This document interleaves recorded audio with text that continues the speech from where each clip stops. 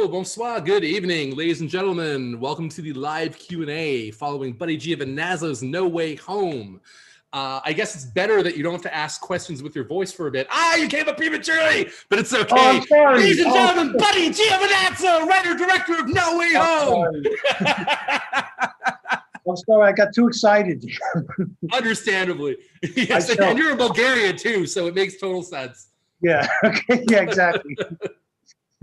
So welcome to the virtual Fantasia stage, a first in your many visits to Fantasia.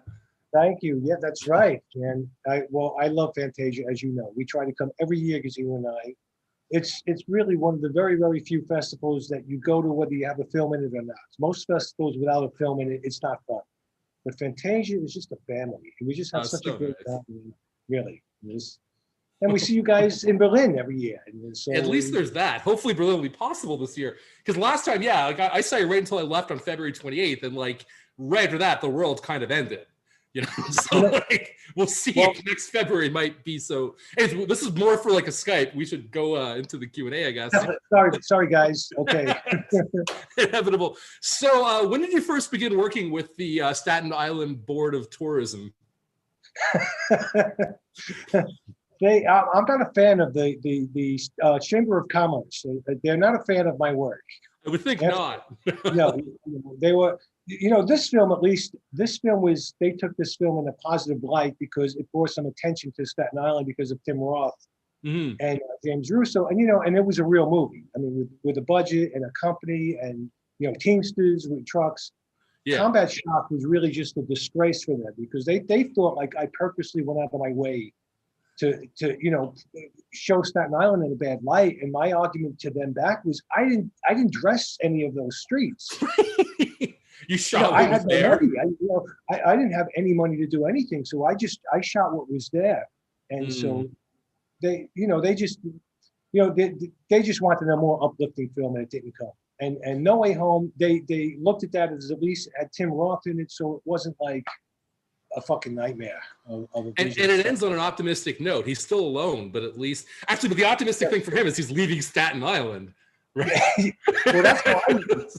It's funny you say that because the company wanted to go with a real fucked up happy ending. They wanted Tim to go into the house and then take over for the brother. And that would have been so sentimental. It would have been so fake. It would have been, there are certain battles you have to win.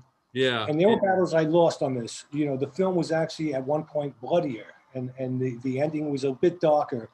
What was the ending? What was the original ending? No, I mean the scene in the kitchen. Mm-hmm. When there's all the violence, we had shots of Russo. You've seen Russo getting shot in the neck, and it was like a screw on his neck. It was really more shocking because you didn't expect it, and they really fought me on those things. And so there were certain battles I couldn't win because they were just. They were relentless. But my line in the sand was the ending that he was not going back into the house to become Lorraine's husband. And I won that fight just because I was so persistent. And also I had logical reasons. They were way, way more frightened of my darker vision than me fighting for the ending. Because as you say, there is a glimmer of hope that, he goes off and he leaves Staten Island. It's basically my story. Leaving Staten Island was best thing that ever happened to anyone. Oh.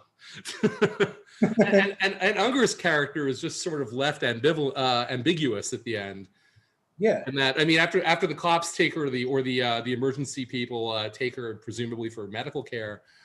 I mean, it's interesting that he never reconnects with her, at least not that we see. He just, he either gets cleared or gets out of prison again later, gets on a bus and leaves. Yeah. To my point, it's a happy ending for her as well. I mean, she's living, she's free of him, of the brother. Husband. Yeah. Yeah. And she doesn't have to deal with his brother, with Tim Roth, his character Joe. So, I think it's a happy ending for her. She gets her life back. Yeah. And he moves on. And that's it. It's a new beginning. That's fair. So the original title was called Gasoline Alley, which I loved. I thought. I remember you telling me that title once. It's a great title. I think No Way Home. It's funny. I don't have good luck with titles because Combat Shock was American Nightmares. Mm-hmm. At this point, I can't imagine it being anything other than Combat Shock. That film is Combat Shock. Yeah. But No Way Home just I don't know, it just seemed flat. And Gasoline Alley, it was about the entire neighborhood was Gasoline Alley, you know, and it was a film about characters in a neighborhood. So I was always disappointed by the title, and I still don't like it. And that was forced on you. Yeah, well, but just because Gasoline Alley was a comic strip in the 40s, you know, in Sunday comics. It has like a pulp novel type of a feel to it, certainly. Yeah, yeah, but they were afraid that we were going to be sued by the comic strip. Right, that makes sense. Even, you know, yeah, I got it. So that's one of those battles that I didn't win, and I said, okay, I'll give up the name to be able to fight for some other things. But overall, would you say that it's mostly the film you set out to make? Totally. Good. I mean, I'm talking about just a few moments. You know, sometimes you have a producer that just wants to put his fingerprint on it and just, you know, show that he's the boss. Yeah, changes for change's sake. Yeah, you know, so you know, but listen, the one thing I learned is that it's not my money. They have, you know, it's their money. And when you're shooting on this scale, once you have known actors and it's much bigger production days, certainly, yeah. I mean, you can't go full combat shock when it's going to be, you know, investors who want the thing to be in theaters and want it to be in some way accessible. But it's almost as heavy a film in a lot of ways. It's not as relentlessly bleak, and it's certainly much more optimistic. But well, you know, it's also who I was at the time. I wasn't the same guy making Combat Shock. You know, Combat Shock I was angry, I was depressed, I was, you know, whatever, you know, and so Combat Shock really just came out of that. And I think by No Way Home, you know, No Way Home was supposed to be a $40,000 film like Combat Shock. I wrote that's why it takes place in a house pretty much. After Combat Shock, I wanted to come back and do the same thing because I didn't want to wait 10 years to make a real movie, which ultimately is what I wound up doing. Exactly. Do you want to go into that a bit, like just the process from Combat Shock to No Way Home? Yeah. What the journey was. See, Combat Shock I don't know how many of the people that like the film realize this. Combat Shock was a failure. When Combat Shock came out, you know, it played theatrically on 42nd Street, which is a dream. I love the fact that I could see it on 42nd Street and in the worst version of 42nd Street when it was really grimy and smelly and filled with drugs and crime. And, you know, but it did not make any money. People hated it because it was marketed like a war film. So the audience that would see it would just be like, what the fuck is this? That's exactly what happened. You needed like the kind of almost like a punk rock / Cassavetes audience that would get that kind of, or almost like a Fassbinder audience, you know, for New York and New Jersey. And that poster and that trailer, it's a miracle that Troma got into theaters, and good on them for taking it under their wings. But the way it was marketed certainly brought exactly the audience that would hate it and drove out the audience that would be the first to embrace it. Yeah, the reviews originally were mainstream reviews. Vincent Canby of the New York Times reviewed it. He actually was kind. Yeah, I could see that being up his alley. I mean, knowing what he liked in that period. He said it was a breathtaking primitivism, and he also said something like it seems to be sort of a family affair. Which it was. With all the Giovinazzos in the credits? Yeah. Exactly. And he also wrote that it was hard to tell if it was intentionally that way or just simply misguided. I didn't even know about the wedding money thrown into it. Oh, no. That's fantastic. Yeah. So, you know, my career was over when, you know, after Combat Shock. I didn't, you know, it was a failure. I thought it was going to be a breakthrough. It wasn't. I was thinking it was going to be maybe a midnight thing in New York, which was really big at the time. So I figured I have to do it again. I have to come up with another film, and I want to do something with a better script. I knew the script for Combat Shock was weak because the character walks for 20 minutes of the film, you know, maybe even more. And I wasn't aware of how important the script was. I thought the brilliance of my directorial style would carry the day, and you can never make a film that way. You got to go out with the best script you can possibly make. So that's what I did with Gasoline Alley, with No Way Home. I wanted to write a story that I could shoot in the same neighborhood, which is actually where we shot, even when we got the film made. Just because I knew that neighborhood. And, you know, when I grew up, every neighborhood had a family like that family on their street. You know, that had a junked car in the yard, a stack of tires. If you needed anything stolen, you wanted to buy stolen things, you buy weeds. there was always that family. They were on the cusp of being criminals, and I guess they were criminals, but they weren't really criminals. They were people from the neighborhood. They were just getting by, but hustling. Exactly, getting by. But they were also antisocial. They were misanthropic in a way. So I knew this family, and so I just wanted to do something that was close to where I was, to my home, and something I could do cheap, and something in the house. And, basically guys walking on the streets of the neighborhood. Mm-hmm. So I wrote the script and I tried to make it for like 10 years. And every time I came close, there were people like, at one point, Ralph Macchio was interested. Rob Lowe was interested. Richard Grieco, over the years, all these different. Which character did Rob Lowe want to be in this? Well, he was young enough to play Joey. These guys that would have been interesting. Okay, yeah. I mean, Rob was perfect. He's the best Joey, but that's interesting. Yeah. So, so over the years, I always had these actors coming and going, and nobody was really officially attached because they knew I was a guy without any money, with nothing. Right. One actor wanted $300,000 in an escrow account just to prove that we were serious about making the movie. Right. And at the time, that was like so far beyond. Yeah, I might as well ask for $60 million. I mean, at that point. Exactly. Yeah, exactly. So I just kept trying, just never gave up. Same thing with Life is Hot and Crackdown. It took like 13 years to make. Mm-hmm. Just being stubborn and just, going out with the script. And people liked the script. Definitely liked it way more than Combat Shop. Some people would read it and say, I can't believe this is the same guy. Yeah. So I had an actor friend who loved the script and had just signed with a new agent. The agent happened to be Tim Roth's agent. So he asked me, he says, could I show the script to Tim? I said, yeah, please, go ahead. Not thinking, after 10 years. And so I get a call from Tim's agent, and she tells me, Tim really loves your script and he wants to do it. So I've heard this from all these other actors over the years. So, okay, that's great. Let's get Elvis.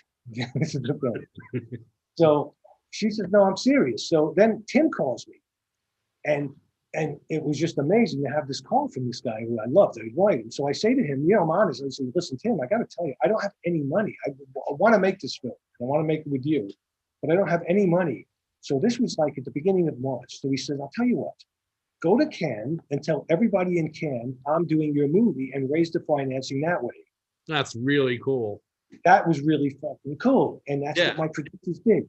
My producers went to Cannes and told everybody, and nobody believed them because Tim had just done Rob Roy, and he was getting these amazing reviews, Oscar caliber reviews. Yeah. So, people were saying, oh, Tim's not available for 3 years. So people that were interested had to call Tim's agent to get the okay that, yes, Tim wants to do this movie. And so they found a company. They found Goldcrest, who wanted to go do U.S. Indies. They stepped up and they financed. And it was amazing. And it's amazing how one actor's attachment can just make everything open up for you. You know what? It's really interesting because Tim and I even talked about this. Tim and Gary Oldman are good friends, and they sort of have the same career arc, except Gary Oldman's career took a right turn into the studio films, doing the big films. And Gary Oldman at the time was like the third lead on a giant film. Tim, on the other hand, left and started doing indie films where he was the only lead, or the only, he was the guy that got the film financed. So he felt he had way much more control and more independence doing that, even though he was making way less money. But between you and me, he was making a ton of money. I mean, by normal standards, he was rich. Gary Oldman was making millions, and Tim was making $500,000. Which is fine. I mean, at the end of the day, if it was gratifying for him, the work was way more interesting, and the scale of what the films were, performance-wise, was so much more pronounced. And Tim is a guy like Joey. Tim is a neighborhood guy. Tim loves to hang out in the neighborhood bar and walk the streets and talk to people. Tim would talk to anybody he met on the street. And I realized that's how he is, and I could see why the script attracted him, because he saw this is sort of a life that I like. This is a world that I know. So he came from working class, British family. So he didn't grow up with money, and so once he was attached, then that was it. Then the film got made, and we were able to get Deborah Unger, and then we were able to get James Russo. And for Unger, this was just before or just after Crash? She left her last shoot day on No Way Home, she went to the airport and went to do Crash. Oh my God. It was amazing. Immediately before. That's fantastic. Immediately after. And it was really one of the first leads that she'd had. She was, and so the company was nervous about it and all, but I knew the second I met her, she walked in the door and I knew she's going to be great. We had originally cast Anne Hesh. So for people who know who Anne Hesh is. Yeah, I'm sure. I would think most of our audience would know. Yeah, we showed the Donald Campbell film with her many years back. Okay. Wild Side. Yeah. Anne Hesh was, she's a bold actor. She's actually really, really, really great. She would have been amazing. She was just great. I loved her. But she got another offer, and it was Walking and Talking or something, another indie film. And she really couldn't afford to do No Way Home. We didn't have any money to pay for that role, And so we completely got it. The difference is that Anne Hesh would have been like a neighborhood girl. When Joey comes to the house and she opens the door, you're going to see somebody who belongs in that neighborhood, because Anne Hesh had that. She was, she was American. Oh, but Unger doesn't feel out of place at all. She's really good. Well, Unger fits, but Unger's exotic. Like when she opens the door and Joey sees this raving beauty in front of him, Unger looks like the way she's dressed, the way she's always a little bit sweaty. That exoticism is counterbalanced by still like a really good blue collar grit. Yeah, totally. But I hear what you're saying. Yeah. To me, maybe she still is a bit movie starish compared to what Anne Heche is. But then the other actress who I love in your film, and I don't want to get her name wrong because it's been so long. Catherine Kellner, that's it. Catherine Kellner. I mean, that scene in the kitchen, that confrontation scene, is one of the heaviest scenes in the movie. That's why the two really explode. The most upsetting scenes in your film happen in kitchens. But that confrontation is devastating. I mean, just the eyes, the way she uses her eyes. What's amazing about her is she's not from that world. She's from an upscale, very rich Connecticut world. Oh yeah. Yeah, like because friends of hers that saw the film were shocked at her performance. Said, like, how does she even know this? She's probably never been in a kitchen like that in her life.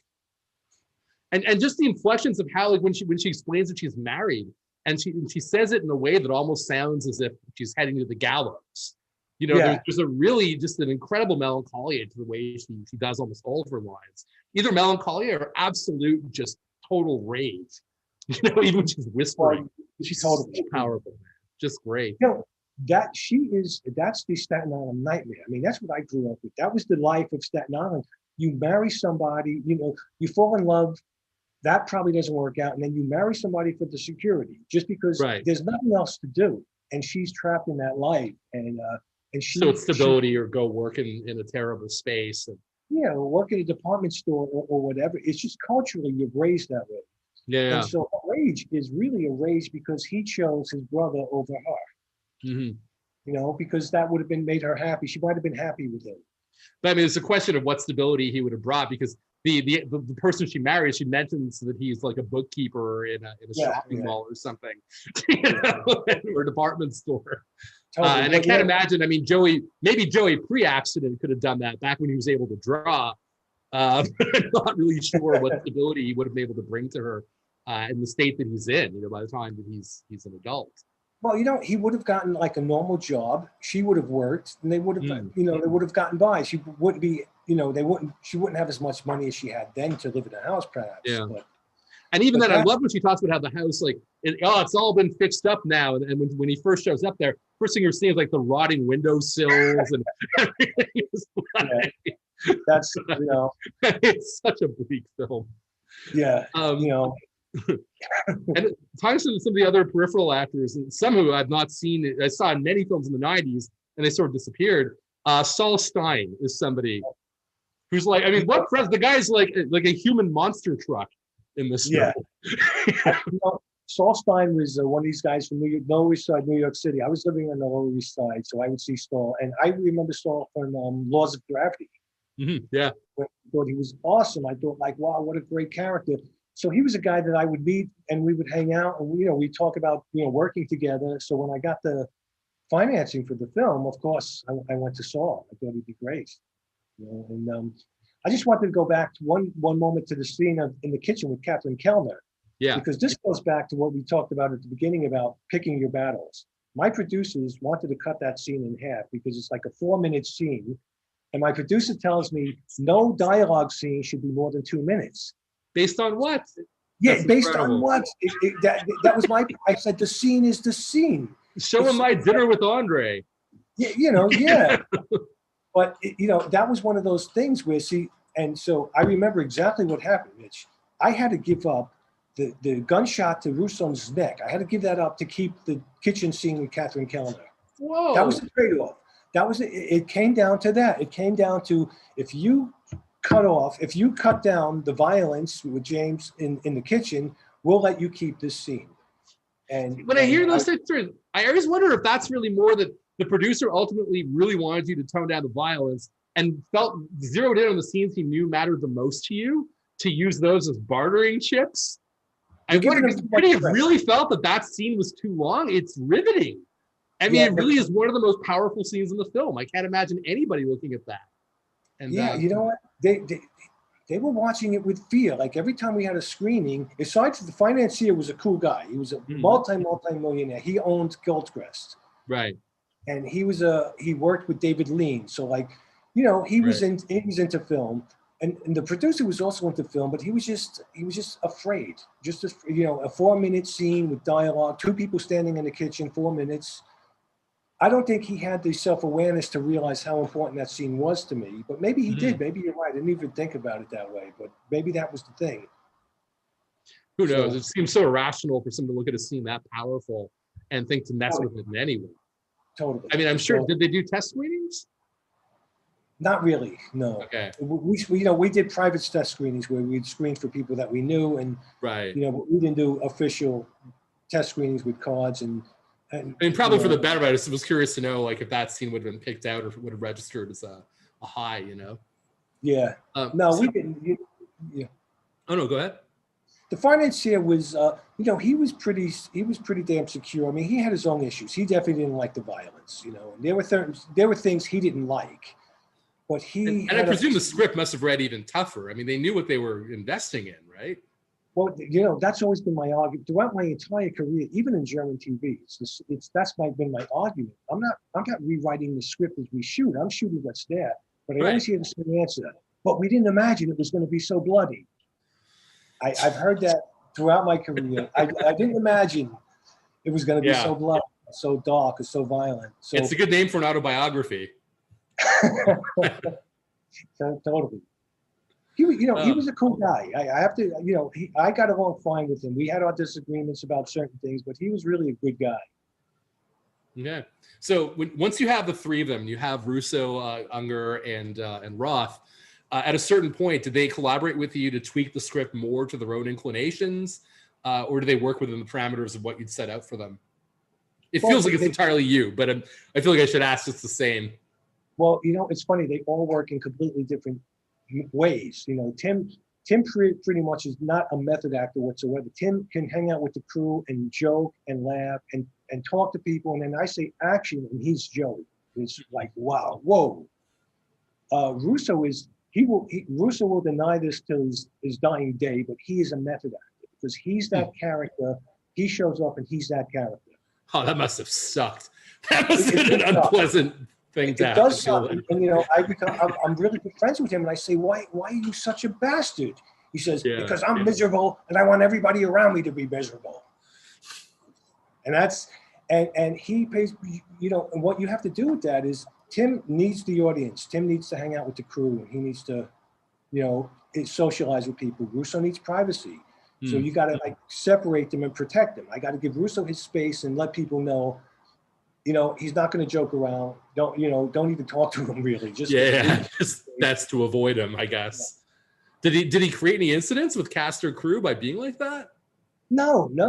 He was great to work with. I mean, what I really admired about James is that he would be off camera performing for Unger, for Deborah Unger. I mean, I call we all people that know her call her Unger, not out of disrespect. It's just that's what she likes to be called. Instead of saying Deborah, we call Unger. I've heard that. He worked with her off camera, which was really amazing. I learned something from Tim, and this is funny because Tim said this in the kitchen scene with Catherine Kellner. He says, when I'm acting, don't give your performance to me. save your performance for the camera. And that didn't occur to me. And I thought that's actually really a cool thing to say to a young actress, because she was performing when she wasn't on camera. And she could burn herself out. Exactly. He said, and you know, he said, you know, give me like 20%. It's amazing that he had such instinct, because at this point he himself was, how old was he when he made the film? Like 25 or something? No, he might have been 35. What? Oh, I guess that makes sense. Yeah, okay. Yeah. Because he'd done a lot of work. No, he wasn't. Thinking back to the Alan Clark stuff, you're right. Yeah, it was quite some time into his career. Yeah. Jeez. Yeah, okay. So you know, I learned something. I learned a lot from Tim. I learned what you can't do with an actor. I did things with Tim that like, you know, like with Tim, I would try to direct moments, and I've come to realize that I consider myself an actor's director. Yeah. I've realized you can't take these type of actors and direct them from. You can't say I only need this piece of the script. You sometimes have to do an entire scene to give them the emotional buildup and all. Mm-hmm. And the other thing I learned with Tim is that when the actors are on set, I was shooting like inserts, and I was shooting things that weren't as important. And you can't. While they were waiting. Yeah, like, you know, okay, well, we were doing 15 minutes. And that makes sense, though. Coming out of the combat shockwave making films, that was just, it makes perfect sense. I didn't know what I was understand. Doing. Yeah, certainly if you have like union actors and they're just waiting around and they've gotten themselves into a moment, they'll wait for lighting setup, but not for second unit inserts. Yeah, totally. So, and also the thing was that, you know, he's British. He's got a heavy British accent. So for him to do the accent, it's exhausting. That means at the end of 8 hours, he becomes British. He can't do the accent because you don't hear it anymore. So we had a dialect coach. He brought his own dialect coach who does all his films. Mm-hmm. And they recorded me speaking for like 2 hours. And that was he's doing my Staten Island accent. But at the end of the day, there comes a point where he just can't do it because it's just gone. It's just you're exhausted. And so, you know, at the end of the day, she would come up to me and she'd say, Tim's British now. And I'd say, okay, we're done with Tim. Tim's British. That's incredible. I love that she would have to tell you and he wouldn't tell you himself. Well, we would know. He and I couldn't hear it because. Oh, I see. Right. Of course. It would be such a gradual sort of segue into it that, okay, I can see that. So, and, you know, she's on set and she's listening and she's saying, you know, helping him say words, certain things. You know, she knows the dialect. And I will never forget this. She's this little blonde woman, very sweet. She's got headphones on. She pulls the headphones on. She says, Tim, do me a favor. Say motherfucker. Motherfucker. That's it. Good for another half hour. Yeah, this is a Buddy Giovinazzo movie. That's excellent. Do you want to talk about your cinematographer? I feel like forgetting her name. She's become a major force in documentary filmmaking. Yeah. Claudia Raschke. That's it. Yeah. This is crazy because Claudia Raschke is a German woman from Hamburg. Mm-hmm. How could you have known, right, that this is where your own fate lay? Yeah. I married a German from Hamburg, you know, so. Oh, Gesina's from Hamburg. Gesina's from Hamburg. That's awesome. Yeah. Okay, yeah. Yeah. And they're so completely different types. Claudia is big and Gesina is small. Mm-hmm. So we were looking at camera people. I wanted to work with a woman because Combat Shock, Stella Bavira shot Combat Shock. And I just love the dynamic. You know, I think that like, I just think that, you know, a woman brings something, brings another perspective, brings a perspective that I don't have. And I loved working with Stella. It was great. And then I just loved working with Claudia. And I knew I was going to hire Claudia the second she walked into the room because she had this smile that just lit up the room. Like when she smiled, I felt good. And I felt, yeah, I want to work with this person. And it was really a partnership because she knew what she was doing. She had done features before, like real films, you know? Yeah. I think she had shot Bob Balaban's film. I'm trying to think what the film was. It was the film before Parents, I think. Maybe it was Parents. I don't remember. Trick or Treat. No, you know what it was? It was The Last Good Time with Ami Mughal. So, you know, she had shot real films with real actors. So she had way more experience than I did. So she helped me that way. It was a real partnership because another thing about a production is when a production wants to control a director or pressure a director, they have two ways of doing it. They go after the camera person or the editor. If it's in post, they go for the editor. If it's during the shoot, they go for the camera person. So they weren't in love with her the way I was, because they wanted to use that to keep me insecure, to make me realize that they're in charge. Yeah. Having said these things about my producers, I had one beautiful, great producer who was my partner on the film, Marcia Shulman, who cast the film. And Marcia was with me from the very beginning. When we were going to do this at a $40,000 film, Marcia was there. And so she was the one on set really producing. You know, my producers got the money. They were the ones that went to Cannes and got Goldcrest, and they could talk the talk. I wasn't a business guy. So, you know, so I did have a producer that was completely on my side. And Good. with Claudia, I realized the first thing we shot was the prison scene, first day. I'm scared shitless because I'm going from a $40,000 movie to now a $3 million movie. Yeah. And that's probably the scene with the most cast as well. Yeah, and real prisoners. All the prisoners are real. Mm-hmm. The only prisoners who aren't real start with that day. Yeah, I know. Like all the prisoners in the opening scene are real prisoners there. So, except for oh, sorry. Yeah. I was just going to ask, in those situations when you have prisoners as extras and they're actually yelling dialogue at the lead and things like that, as happens in this, how are they compensated? Does the state allow them to be paid? Yes. Oh, yeah. We hire them. Yeah. Oh, that's cool. Okay. Yeah. Great. I didn't know that. Okay, that's really good. They got hired as like an upgraded extra because they had dialogue. Of course, they weren't SAG actors or anything. We were shooting when we were shooting out in the yard. All the prisoners around him are criminals, convicts, but the guys who were beating him are stunt guys. The guys with the clubs. Oh, you're not going to want, yeah. Yeah. Well, that needs some training for sure. We were in the yard filming that scene. It was me and Tim, very first day, and somebody way up in the rafters in a prison cell screams out his window, "You can't fucking act!" And we just laughed. It was just great. It was just really great. That's mental. So, so I'm shooting with Claudia. We're shooting with a Steadicam. Never shot with a Steadicam before. Mm-hmm. And I realized we were doing the very first scene, the scene where he's walking through the hall. Yeah. And at that moment, I realized that this is really no different than combat shot. It's just that there's more people. Like I realized that the filmmaking itself wasn't so frightening. It was the same. I thought you have to go there and every shot is planned and prepared and that's what you shoot. And I was changing things on the set like I did on combat shot, which means you go there, you have an idea in your mind, but then Tim walks around the corner with the guard and you see something. Yeah. And I say, fuck Claudia, forget this, the shot list. Let's shoot this. And that's when I realized it's really filmmaking. Mm-hmm. And I tell any young filmmaker, I said, don't worry. It's filmmaking. It's the same.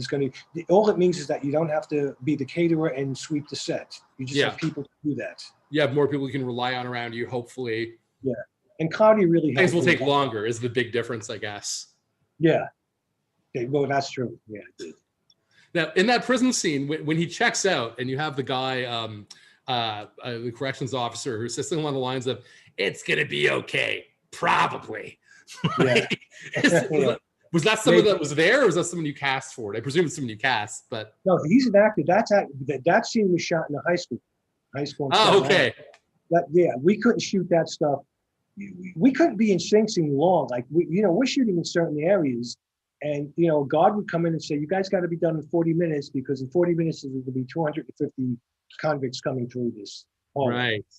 So we had to just shoot the prison stuff and get out. That guy's an actor. We shot in a high school. Okay. And you got Ricky back. Your brother came back to do the score.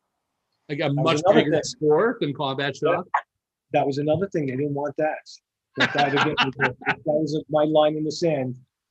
It's funny, I've come to realize over the years that for some reason, the company and the producers, they want to have a real say over who composes the music. That's really. We've seen that with a number of our friends who've gotten to make far bigger films. And the first thing that they tend to lose or nearly lose is the people that they've worked with all the time. And it's often the composer. Come on, last year. It's insane. Yeah, last year we don't have the friends. Yeah, that's it. I mean, it seems to happen very frequently. I don't know why that is. But that seems to be a thing for producers and companies. They want to make that decision. So yeah, I took that decision away from them. That was a deal breaker for me. And but I knew they weren't happy about it.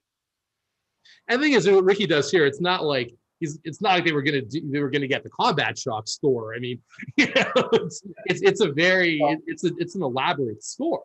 So I would think that they were happy with what they finally got. They were probably imagining bum, bum, bum, bum, bum, bum, bum, bum. They were probably just imagining Combat Shock being across their film. Well, Mitch, this is really bizarre, but nobody saw Combat Shock. Like the company Goldcrest, Tim, it was just enough. Tim Roth had no interest in seeing the only other feature you had made to date. No, that's amazing trust. So basically, just off the caliber of your writing and the meeting that you had, he was confident enough to go full in. No, it was the fact that I made the feature. They didn't want to see it, but the fact that I made it. I wasn't a first-time director.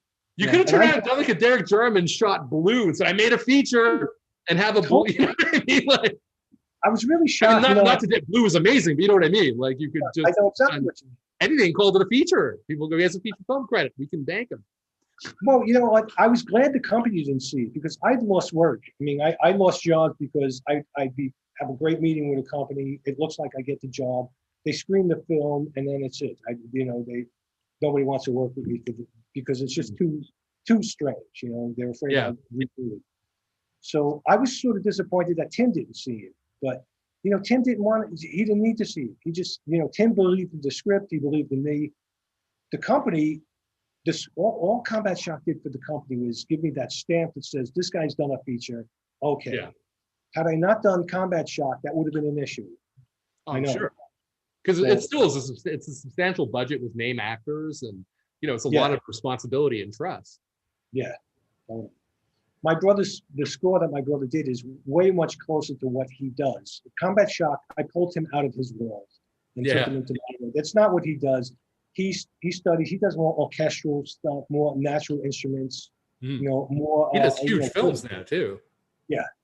So, Combat Shock for him was really just a delve into a place that he doesn't really like too much. Acting too. He's not really an actor. I took him into a crazy place as an actor. He's not. Yeah. He's a very clean guy. He's very hygienic. Very clean. Has he ever expressed interest in just doing little walk-ons in your films or anything like this since? We talked about it. We would, maybe Junkie Dad. He will do a walk-on in Junkie Dad. In the background is Frankie Dunlop. That'd be great. And there's so many characters in that film, so many crowded rooms that Exactly. Just have him walk down the street. That's true. If he's going to jump anywhere, he's got to be tying his shoelaces in the street or something like that. Something like that. Just don't even comment on it. So, we talked about that. We laugh about it. He gets a kick out of just all the artwork and all the graphic stuff of him blowing his brains out. There's fan art all the time. Every couple of days, I see something new. It's incredible. His wife is a psychologist. She's a therapist, and she has a patient. She's always terrified that one of her patients are going to Google her and somehow get the connection and look at her husband committing suicide. That would be something. That would be cool. So I guess we should open up some questions from the audience. I see there's already the Q&A button's lit up. So okay, great. This is it's Doug Buck. Excellent. Hey, Doug. Okay. Hi, buddy. This is more a statement than a question, but what I find so powerful and profound about No Way Home is how sensitive and deeply compassionate and thoughtful it is in looking at an American underclass that would be dismissed as Trump's America today. It's a very good point.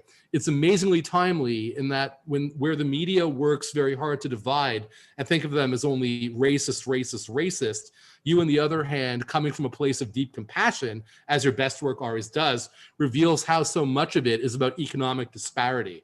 Absolutely right. Great statement. Yeah. Doug Buck is such an amazing writer. It's just right. You could publish that. Yeah, absolutely.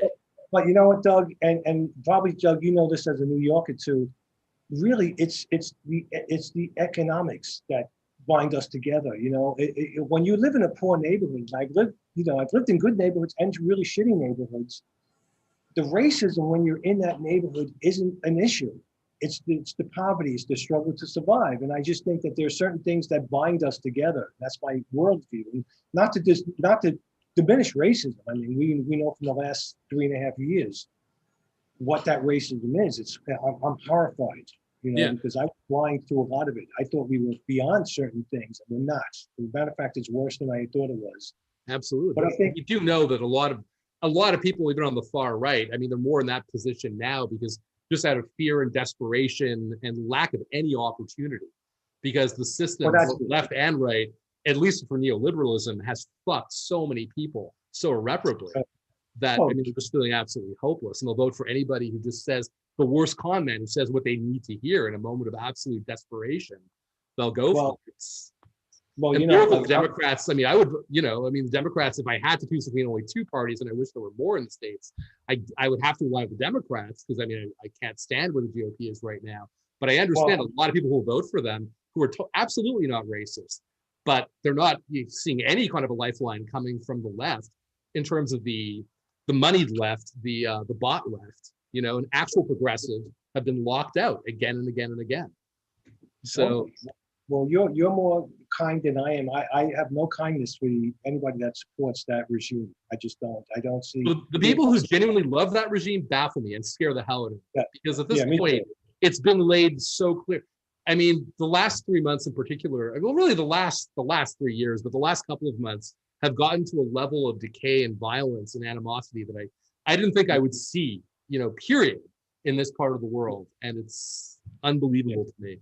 You know, my film should be historical pieces that you look back on and think, wow, that's how it used to be. They shouldn't be current, you know. Yeah. That's what's really ridiculous. Like, I never dreamed when I was making these films that they were going to be current 20 years after they were made, that people were still going to live this way. And so it's disappointing. And believe me, I'm not a visionary at all. I'm in the moment, you know, and that's what I know. You're observant. I'm observant. You know, that's the perfect way to put it. That's what my wife says. I don't participate. I observe. Mm-hmm. And I can't help it. That's who I am. And I have an affinity for people coming together. I just think that, you know, in some ways, I don't believe in God, but I believe that we're here and we have to make this work. We have to somehow make it work with each other.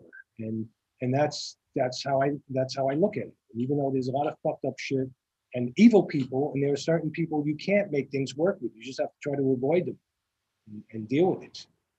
Yeah, which is easier said than done in a lot of cases, but absolutely. Yeah. So I see another question from Mark Hayes.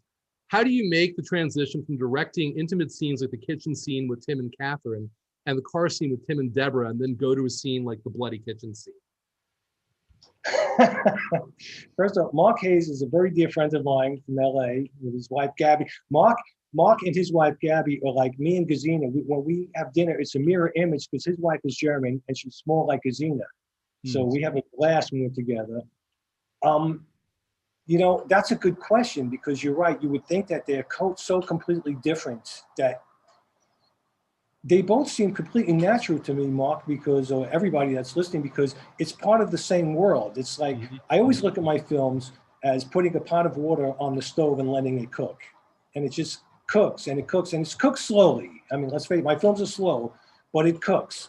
And the pot eventually just begins to boil and bubble over. And then, you know, if it's a pressure cooker, it explodes. And I'll tell you this, doing the kitchen stuff, doing the dark stuff with action and violence is not as emotionally satisfying at the time. Like directing the scenes in the kitchen or Deborah in the car, I feel it on set. I mean, that's how I'm directing. I'm directing from my stomach, my gut, you know, and I basically, when I'm doing these scenes, I have one question: do I believe what I'm seeing? And if I answer that question wrong, I have to stop and do something different. When you're doing scenes like in the kitchen, you don't have that gut feeling because there's so much artifice. There's tubes, there's guys with syringes pumping blood, there's squibs, there's, it's really much more of a technical thing, and you have to imagine what it's going to be at the end because you can't see it on set. But I can see the drama on set. Just a quick story. I was directing a scene. My very first film in Germany was a film called The Unscarred, again with James Russo. Yeah. And I was directing a scene of at the dinner table, and a body had been buried, and they're talking about what to do about it. And the scene wasn't working, and everything in my gut told me this is just terrible. If I was watching this film, I would change the channel or I would leave the theater. I never leave the theater, actually. I sit through no matter what. I know. But I knew we shot some terrible films together. I can attest to this. Yeah. Yes, we do. But I just knew something in my gut said, this is terrible. And I was behind schedule and I had all these shots. So I just said, fuck it. I'm not going to be that type of director. So I stopped, I cleared the set, and I don't know what to do. So I said, we're talking to the actors. Nobody knows what to do. So I said, listen, this is a really heavy scene. Let's just do the opposite. Let's do the scene as if it was a comedy. So I started the scene on a joke that wasn't in the film. I said, I'm going to roll the camera. You tell this joke, and you guys will react to the joke, and then go into the dialogue. And it saved my career because I learned as a director that you can't direct a scene when you know on set it's not working. You have to stop. And so what we did was we stopped. The joke worked beautifully because on the cut of the scene, everybody's laughing at the dinner table. And you think it's a really happy, cheery dinner. And then they go into this hard talk about getting rid of bodies. And so what I learned as a director is that you just have to follow your gut. And you have to, if your gut tells you it's not working, it's not working. You can't direct it. I know it's frightening. A lot of directors, because of the time and the pressure, you think it's not working, but I got to make my day. I'm not going to, I can't not shoot the scene. So you shoot it anyway. Yeah, saying you'd have to reshoot afterwards. Probably. Well, yeah, if you compromise like that, it wouldn't work. It's better to shoot one scene in a master that you think works than to shoot a scene with all coverage that doesn't work. So getting back to Mark's question, just, doing things like the kitchen and the car scene, I love doing that because that's just, that's what the film's about. If the film was only about the kitchen scene with the blood, it doesn't mean anything to me. Yeah. I'm not interested in that, although I do like it, I have to say. And all of your films are very invested in those intimate character moments. Yeah. That's the core of your work, I would say. So another question from Mark. Combat Shock was re-released recently. Any plans to re-release No Way Home? As a matter of fact, you just saw, Mark, the Restoration Severin Films went through hell to make, which will be out on Blu-ray at some point. Buddy, do you know when it's coming out? I think dated yet, right? November. I don't want to pin down a date, and I don't want to definitely, hold David Gregory to a time frame. But I think he's going to have 10,000 angry emails. Yeah. He thought it was in November. Yeah, he's going to have. He may get 7. Right. But, I would love to see a Blu-ray or some kind of digital release. Yeah. Entire cast is amazing. Yes. Oh, Gabby. So it's under Mark Case's account, but it's Gabby who's writing that question. Okay. I presume you know who Gabby is. Yeah, totally. Yes. Very deep friends. We love Mark and Gabby, Gazina and I, and we can't wait to see them again. But you guys, listen, Mark and Gabby, you guys will get a Blu-ray, of course. I hope I sent you a Blu-ray of Combat Shock too. I think I did. So we have to spread the poison. I mean, the film's clearly it's ripe for rediscovery or discovery because it was barely seen. Do you want to tell the audience a bit how the movie almost became a lost film, despite being well produced and having a fairly big company behind it? It's a weird trajectory. Well, we made the film and I was heartbroken we didn't get into Sundance because I thought this was a Sundance film. Should have been. I think it's the violence. I think, that's always been a problem with an audience in my films is that, they either can get into the drama, they can't get into the violence. And generally at that time, a horror audience couldn't get into the drama because it's too slow moving. If the film was always about the kitchen and the darker stuff.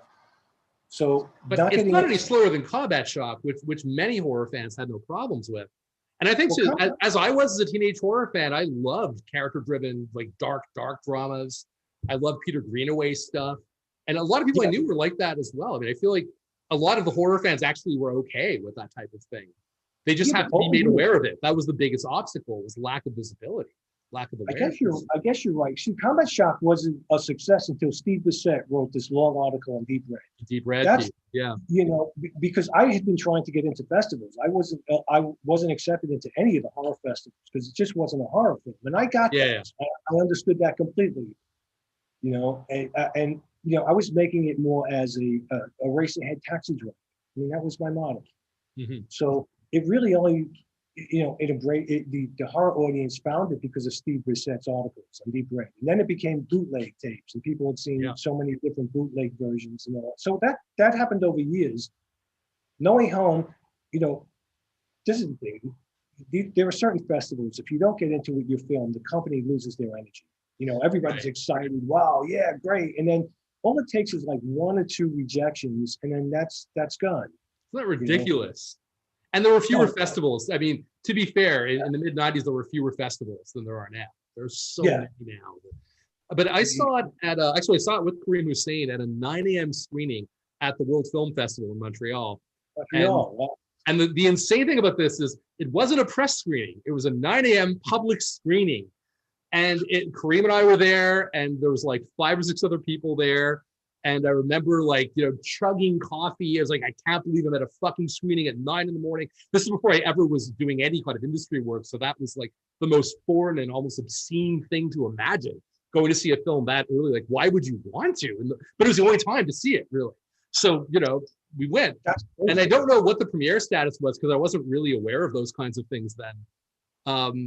But it did, and that was technically an A-list festival, but it was there, but without fanfare. And it was very, very, very weird. Yeah. And I saw it in the catalog. I found it because of your name. It's like, it's Combat Shot Director. I freaked out.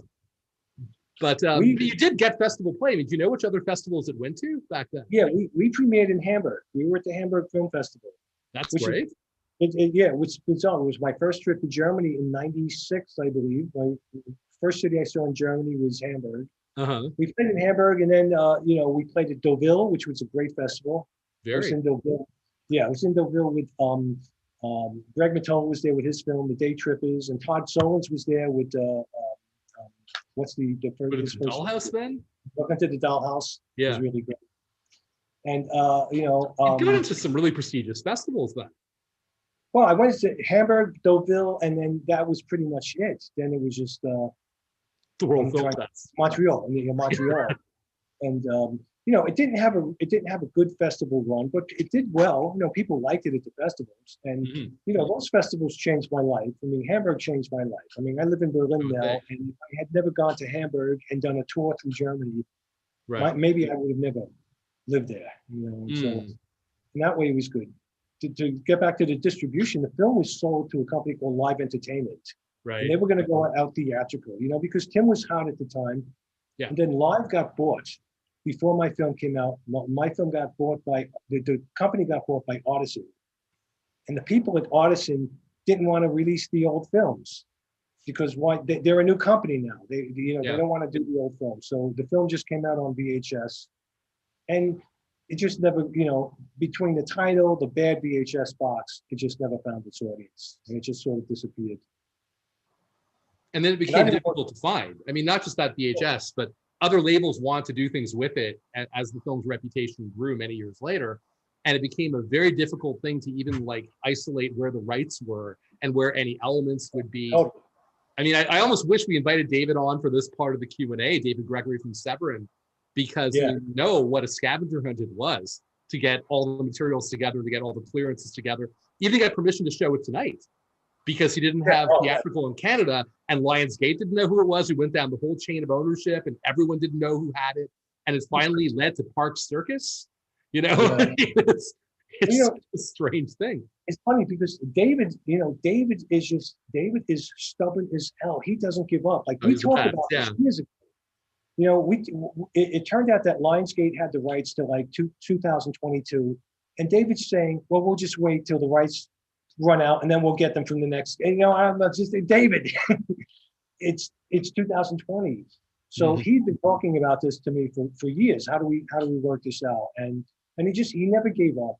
The thing about Severin is that they are totally. There's no bad quality. They want the best of everything. They want the best interviews, the best transfers, the best extras. Yeah. He came up with the work prints in Combat Shock, the 10 frames of the work prints, which, I thought wow, what a great idea. They're what they do 100%. I love it. They do it with love. They love it's not product. I want to say they love the product, but to them, it's not product. Yeah. And it's not. It's really cultural life. They're representing and protecting and saving. Oh yeah, and it's preservation work. It truly is. Preservation. That's the word I'm looking for. So he didn't give up. He was always there. And in some ways, he was the inspiration for Junkie Dad. Not that he inspired the character, but he was the guy that said, let's do something. Write something affordable. Write something shootable. Yeah, write something affordable, and let's do it. And because I mean, don't know, but for the audience here, they're not going to know what Junkie Dad is. So okay, I don't know how much you can explain, but if you want to give them context. Junkie Dad, hopefully, is my next film. It's part of my Staten Island trilogy because it goes back to Staten Island, which is even worse now than it was in the 80s. It's Staten Isn't Island that right? You never mentioned that to me. It's a I mean, this is my favorite of all of your scripts. I love the Junkie Dad script. I didn't realize that Staten Island is in a worse state of decay now. I guess it should be a surprise. But you know what? Staten Island is one of the top heroin cities in America. The heroin problem in Staten Island is unbelievable. It's just really horrible. Yeah. So, you know, I wrote this story about this guy who's been living on the street for 4 years as a junkie, a total degenerate heroin junkie. He used to be an ex-math teacher in a school. And he has an encounter with his 9-year-old son, who he hasn't seen in years.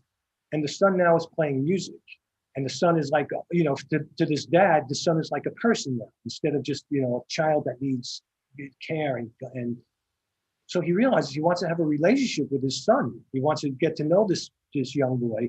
He convinces his wife that he's clean and he wants to have visitation, but he's not clean. And he doesn't want to be clean. He likes being on drugs. He feels that that's where he should be at this point in his life. So he has this relationship with his son that is so bizarre and weird, but yet so loving. And you know, of course, he's living in a degenerate junkie world. All his friends are junkies. He owes money to dealers and everything. So he tries to live both worlds. And I can tell you, the ending is probably as grim as Combat Shop, if not more so. I mean, because it can only end in one way. Yeah. And that's where it goes. So it's a great ending. Yeah, if there's anybody out there looking to finance a film, it's a really good script. It's probably the best script I've had in my career because it's got all the grime and all the power of Combat Shop in a really solid dramatic script. So much empathy, such great characters, and so much wit. I mean, I was telling you, it reminds me a lot of there was a period where William Peter Blatty wrote comedy, and it has that kind of witticism to it that is just so vibrant and surprising and dark and just incredible. So much personality. It is funny. I mean, I'm telling you what I've already told you before, but I just for the viewers out there, whoever you are, because we have no sense of the room and it's really weird. I can attest. It is some of his best writing to date, possibly the best. Well, thank you. Incredible. And you know, I mean, and I love your novels, but I mean, as a screenplay, this is just such a read. I'm convinced it's going to get made and on a bigger budget than you're anticipating. I think so too. I think we just got to get through this next period of just life. This garbage period is going to end. This is temporary. It's, you know, it's horrible. We have to be disciplined. It's not going to last forever. I don't think it's going to last even more than another 6 months at this rate because there's, I mean, who knows, right? But there's so much progress. We're learning so much more. You know, I mean, people are learning how to be able to go out and protect themselves, protect others. And, you know, at a certain point, there will be treatments, even if not a vaccine. I'm convinced of that. But in any case, not to digress too much. But but I can't wait for this bullshit period to end. Fuck this semi-apocalypse thing that's just made us all sit in a waiting room. But although you're not in a waiting room, you're in fucking Bulgaria. Sorry, I shouldn't be. I'm now just acting as if we're talking normally, and I shouldn't be swearing like this. But yeah, so your waiting room is a hotel in Bulgaria because you're in pre-production. When do you get up tomorrow? When do I get up? I'm up now. What? I'm up now. What do you mean? No, I know, but right now. Oh, you're up for the day now. Yeah. Well, it's 7 o'clock. Okay. It's 5. It's 5 a.m. with you now. No, it's 10 to 7. Oh, you're good. Okay, cool. Sorry. Yeah. Right. We're 7 hours ahead of you guys. So I'm directing a sci-fi show because everybody knows how much sci-fi is part of my world, and so I'm out here with Bria Grant, who's also had a film at your festival, and she's directing 2 episodes. I'm directing the next 4, and the producer's a great guy. It's Mark Altman, a friend of mine. Oh yeah. And the show is good. I really like the show, so I'm happy to be here. I'm looking forward to seeing some of it. And it's funny because Bria Grant as well did her she did 2 Q&As with us in the last week, also from hotel rooms out there in Bulgaria. So Bulgarian hotel rooms are really like a strong recurring component of Fantasia Virtual. The Bulgarian Montreal connection. There you go. So I guess on that note, we should probably wrap. Are there any more questions from the audience before we close up shop? Not seeing it. All right. Cool. Well, have a good shoot. You start shooting in what? Is it 3 days? No, I start shooting Tuesday. Tuesday. Okay, cool. I don't know. Yeah, I'll be here. You've got oceans of time ahead of you. You can relax. Yeah. Well, you know what? I wish I could see everybody that was there, just hang out. I know I got some friends there. So, hey guys, I miss you guys. I hope I can see you soon. You know, maybe later this year. You too. I think Berlin, I think, is planning to take place. So if you guys can come over to Berlin for the Berlin, I saw that announcement. I think it's going to turn out to be like the Cannes announcement, but we'll see. Yeah, I think you're right. I feel like they figured they don't have that much to lose by just making a statement now because there's months to go. Hey, but, but I hope that happens. I hope it happens. And if it's happening, I'll be there. Yeah, but when the Germans are optimistic, I say support it. Go for it. Oh yeah, no, I mean, if it's safe and it's happening, I will totally support it. I mean, right now, I wouldn't encourage people to go into cinemas. I mean, they're depending. Here, I wouldn't in North America. I mean, Germany's handled this really well, all things considered. Totally. I mean, you're mostly reopened now, right? Yeah, theaters were open, restaurants. I mean, they were on it from the beginning. So they were tracking, tracing, testing. I mean, Merkel's incredible for that. I mean, it's good to have a scientist in charge, or at least someone who just believes in science is a good start. Yeah. All right. Well, on that note, we'll talk soon. Have a good shoot. All right. And, it was good to see No Way Home again after so much time and looking this good. Thank you, Fantasia, for having it, man. It meant a lot to me. Your family. Well, thanks, Mitch. Take care, everybody. All right. Have a good night or good morning. Thanks. Ciao.